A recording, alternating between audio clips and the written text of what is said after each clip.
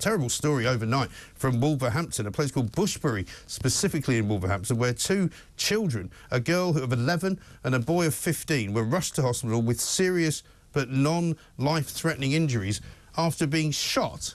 That's right, shot in a town, in a park near a town, which has been described as a war zone. Goodness me, Sgt Rich Cooke, what's going on there? Good morning, Mike. Good morning. Yeah, it's an area I know well. I policed there for several years earlier in my career. It's a lovely area, salt of the earth people. It's just a shocking incident, and unfortunately one that, when you look nationally, is becoming increasingly more prevalent. You know, we had the tragic death of Olivia Pratt-Kubel. Yeah, wasn't the intended target.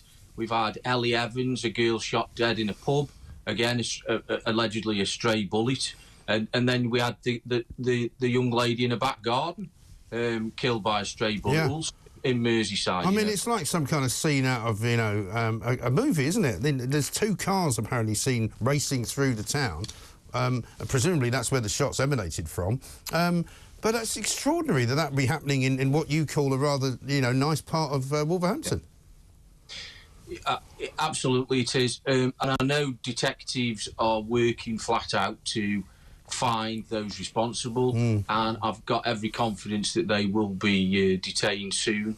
You know, it's one of those things where it's just so shocking, and what we increasingly see is criminals with a blatant disregard for human life, for innocent life. Yeah. You know, there's no code of honour with these criminals anymore. Right. You know, where they're not bothered who gets caught in the crossfire. No. And as a dad myself, with young children, you just really fearful about what, if that can happen in these sorts of residential areas, then, you know, where else can it happen? Well, because as a parent, you would like to think that your kids can go and play in the open air without fear of being hit by some kind of drive-by random shooting, for heaven's sake. It's not, you know, San Francisco we're living in.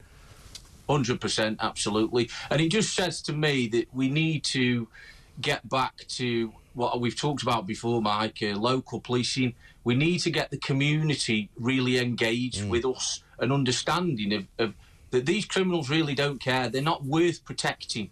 You know, we need the flow of intelligence. You need to tell us who's committing crime and who's part of the gangs, who's dealing the drugs in your community. Yeah. Let's clean up the streets together. We've got to get that public trust back. Obviously, the public in Wolverhampton can use Crime Stoppers, and we'll also be opening up an online portal, which we call MIP, M-I-P-P, where members of the public can upload footage from dash cams, from mobile phones, and they can do it anonymously as well, which is obviously they may feel is important. But we need the public's help, and we've got to get that trust and engagement back, and we've got to get officers back out on the streets, visible and engaged and knowing what's going on. I mean, we're told that this is one of the most sort of well-covered countries when it comes to CCTV. Is that helpful to you to have CCTV footage of these kinds of incidents, or not really? Absolutely it is, and the detectives involved will be, you know, trawling CCTV and anything, any digital means of catching these people as soon as possible. They're doing that right now. You know, and as I say, I'm confident that they'll progress that quickly, and we will have the people responsible in custody very soon. Yeah, well, let's hope so, for the sake of all the people that live in that particular neck of the woods. I mean, there's a primary school quite nearby. The play area is where the two children were. I mean, it beggars belief, doesn't it? Absolutely it does, Mike, and you know, but I just say again, I don't see it as a Wolverhampton issue. You may sound bound to say that, being a West Midlands. No, I don't think it is, honestly. I think it's just Wolverhampton on this occasion has been unlucky. I mean, it could have happened anywhere. Absolutely, and that is my point to the government and to the powers that be. We're seeing this in our cities. It is predominantly urban areas, but we've seen it in a lot of towns as well. Yeah. You know, particularly with knife crime, and it just reinforces what we've said before. We need proactive policing, officers stopping and searching, stopping vehicles, and be feeling uninhibited to do so. You know, and not having those shackles of some of the political correctness that we've seen, and the fear of what will someone say about this, what will someone say about that. You know, people who usually live nowhere near these communities, and you know, will never have to. These are ordinary working class areas that are suffering this violence. You know, it's not the middle classes in the shires, and they're the most often deprived areas. This isn't a particularly deprived area. It has its problems like any other. But, you know, as I say, the vast amount of people in these areas are ordinary, law-abiding, hard-working people. They do not deserve to live in fear of these sorts of feral criminals. Yeah, exactly right. Let me just ask you about what happened at the Palace last night.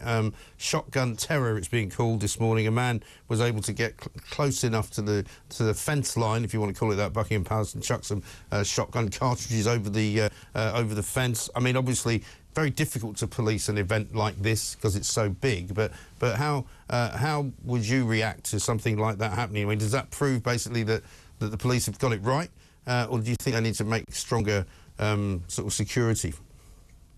Well, it's good to see that that he was arrested very promptly, because obviously an event like this, as you say, it is massive and it will attract all and sundry people, criminals as well as people with mental health issues tend to be drawn towards these occasions. Yeah. The policing there will know that they've really got to be on the toes. So yeah, it's unfortunate the guy got so apparently close, but he was arrested promptly. And I know there is plenty of armed officers when I've been down there in these sort of target, in inverted commas, locations. Yes. So, yeah, good work by the Met and good work by the officers there. I don't know the details, but, you know, I think it's reassuring, but there will be more of these type of incidents, hopefully not that bad, and hopefully in the main we'll head him off early doors. You would hope so. Some people have said to me, does it mean there's going to be a bonanza of crime for criminals because all the police are going to be watching the coronation and the sort of various security around that? Yeah, I know. Hopefully not. I don't know the arrangements within the Met. I know there's a massive operation. I know there's officers from up and down the country.